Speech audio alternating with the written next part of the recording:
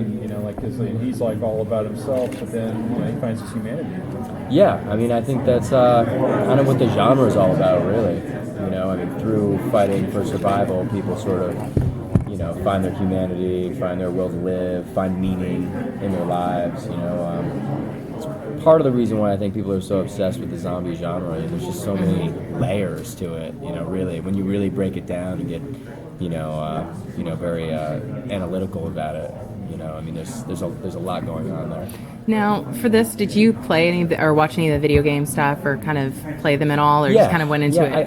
I played all the games a little bit, watched a ton of gameplay, but I pretty much focused on Dead Rising 2 off the record, because the movie's probably mostly modeled after that installment of the game. It was the favorite. It's probably the most popular installment of the games, I think, and also the favorite of our executive producer Tomas Hartman and the executive producer and writer Tim Carter. So that was the main source material for them.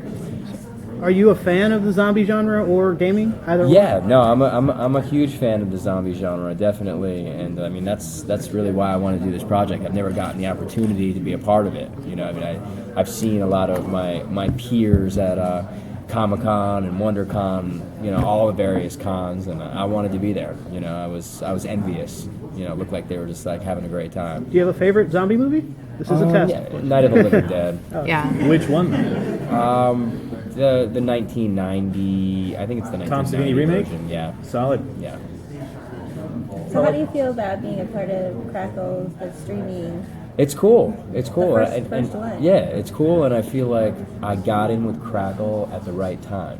Because I feel like the company is really taking off. They're doing a lot of really quality programming.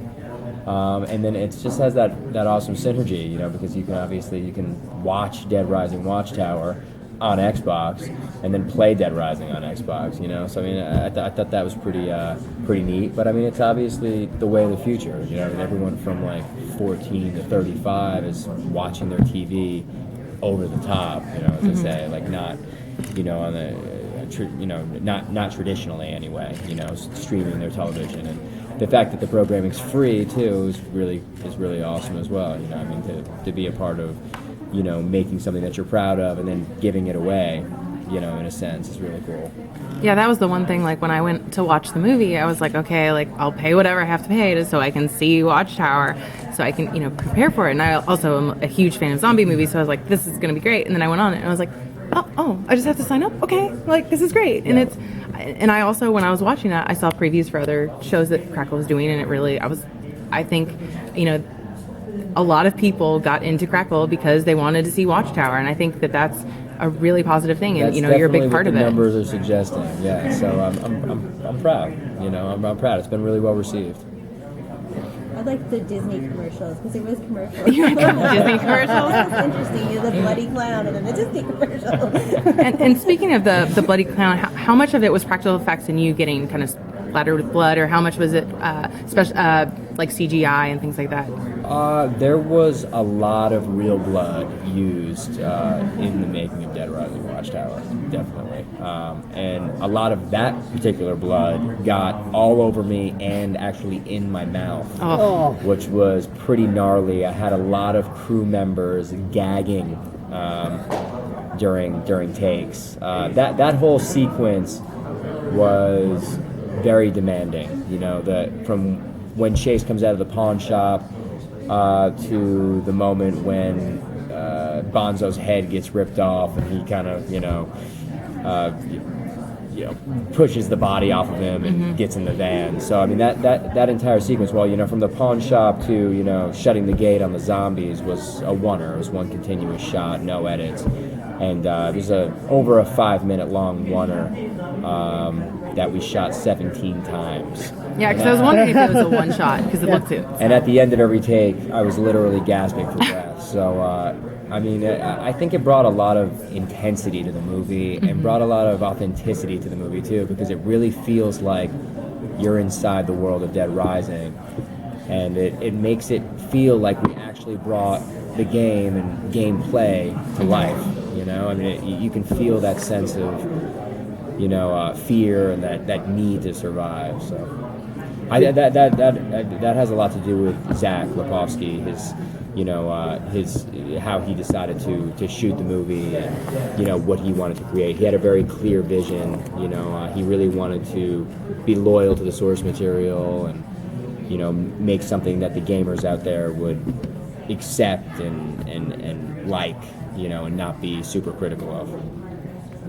It is one of the better, adaptations of video games. There's been a ton of them out there, and I like the themes. It's very timely now because of the vaccination uproar about vaccinations. Absolutely. And it's like, it's good. It's good. And then there's also the themes about, well, if there is a zombie outbreak, who's going to take advantage of it? Totally. I mean, like I was saying before, it's the cool thing about the zombie genre is that it has a direct correlation between, a direct correlation to what human beings are afraid of at that moment, and it seems to evolve as those fears change and evolve, and right now, what are we afraid of? We're afraid of, the government having too much control in our lives. We're afraid of, infectious diseases and plague like Ebola, so I think we brought those two things together in a pretty effective way, and I think it makes Watchtower pretty poignant. Have they talked about sequels going series?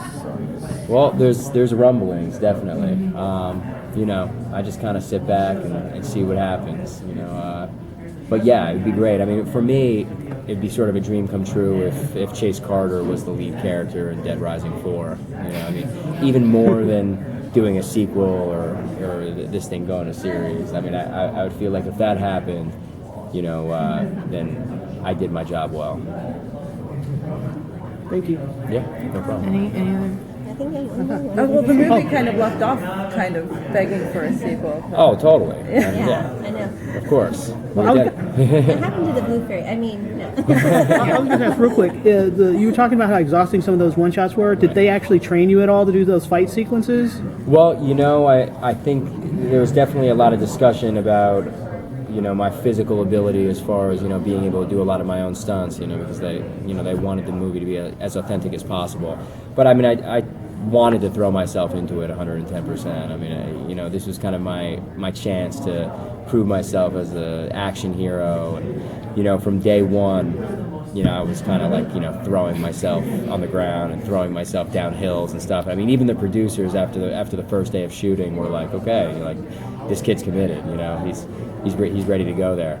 And I mean, it really is. It's just a straight up action movie. I mean, it's sure it's a zombie movie. It's a zombie movie based on a popular video game, but I mean, it's an action movie, and that's how it was approached. So, I mean, I did 99% of my own stunts. I mean, there was even a big fall when the forklift blows up that the stunt guy was doing, and I was watching it on the monitors, and I was like, that looks terrible. And I ran out there and just patted him on the shoulder, and I was like, I got this. Thank you guys. Awesome. Thank you so That much. was impressive.